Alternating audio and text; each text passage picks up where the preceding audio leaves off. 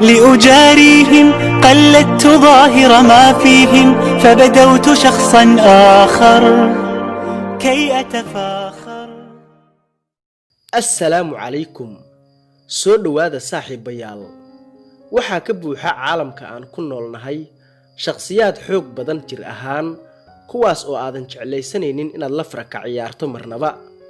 waxaana suurtagal ah inay gebi ahaanba ka taqalusaan qofkii isku daya inuu toos u wajaho. muuqaalkan waxaan ku baran doonaa 5 qof ee ugu halista badan caalamka si aad alle u weydiisato inuusan maalin maalmaha ka mid ah kula kulansiin shakhsiyaadkan. balse inta aanan bilaabin muuqaalkan, daawadaha qiimiga badanow, waxaan kaa codsanaynaa inaad channelka subscribe saarto si aad noogu dhiirigeliso samaynta muuqaalo kale oo xiiso badan.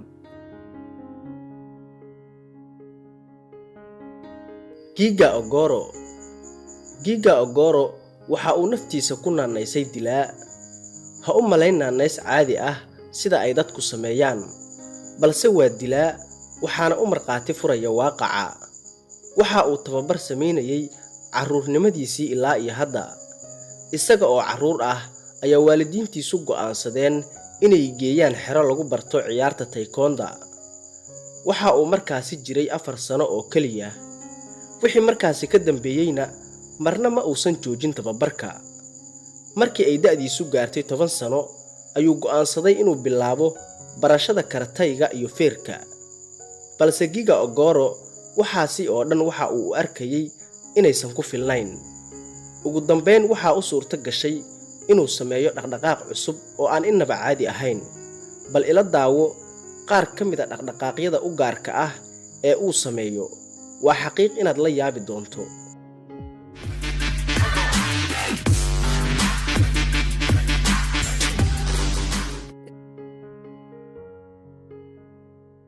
Shi Yangming way adag tahay in la helo wadaad dagaalyahana oo noociisa oo kale ah. wadaadkan lagu magacaabo Shi Yangming waa da'dii 7 oo ay dhaleen 2 waalid oo haysta 9 caruur ah. markii ay da'diisu gaartay 5 sano ayaa labadiisa waalid geeyeen macbad, halkaas oo ay u dheereed inuu waqti siiyo barashada funuunta dagaalka iyo difaacidda nafta. markasta oo ay da'diisu siyaado, xirfadiisa ayaa siyaadaysay ilaa uu ku guuleystay tartamo badan oo caalami ah. balse sanadkii 1992 ayuu noqday macallin dadka bara karatayga iyo feerka madrasa ku taala Mareykanka. Vito Barbazari, haddii aan ku dhaho ninkani ma ahan bani aadam, waxaa suurtagal ah inaadan i rumaysan, laakiin marka aad ogaato in ninkani murqihiisu ay shabahaan birta marka la eego dhanka adayga iyo xoogga, iyo in dhirirkiisu uu gaarayo 196 sentimitir, isla markaana uu tababar waday muddo dhowr sanadood ah, waxaa suurtagal ah inaad i rumaysato. haa, waxa aan ka hadlayno waa tababaraha jirdhiska iyo dagaalka ee reer Jarmal, Vito Barbazari. waxa uu ka mid yahay dadka gaaray dhammaystirnaanta jirka. haddana waa actor, Mareykanka ayuu ku sugan yahay. waxa uu ka soo muuqday musalsalo badan oo caan ka ah Ameerika. waa xoog weyne aan la qiyaasi karin waxa uu kugu samayn doono marka aad ka careysiiso.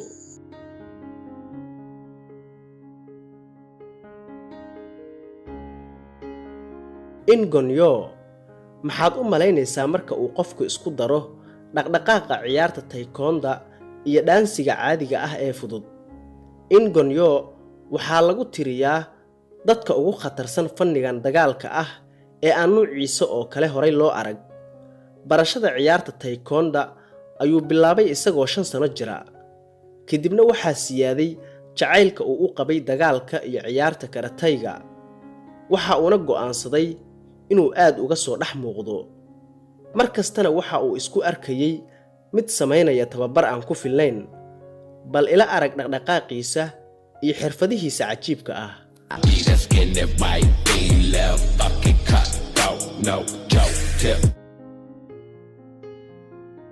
G.D. Anderson waxa uu u muuqdaa ninkan xoogga badani mid la yaab leh. waxaana lagu tiriyaa dad naadira oo dunidan jooga marka la eego waxa uu sameynayo oo caqligu diidayo mararka qaar. waxa uu awoodaa inuu gacantiisa ku jabiyo qaar ka mid ah qashabaadka ama uu afkiisa ku jabiyo alwaaxda kuwa ugu xooggan. waxa uu sameeyey rikooro badan oo uu ku mutaystay inuu ka mid noqdo rikoorada caalamiga ah ee Guinness. waxa ay dunidu ugu magac dartay ninkii birta ahaa kadib markii uu awooday inuu xooggiisa ku burburiyo dhismo xooggan oo baraf ka samaysan weliba isagoo aan isticmaalin wax aalad ah. 2, 1, go!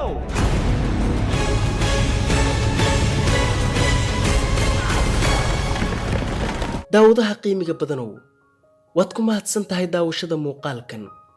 waxaan kaa codsanaynaa inaad channelka subscribe saarto si aad noogu dhiirigeliso samaynta muuqaallo kale oo xiiso badan. mahadsanid.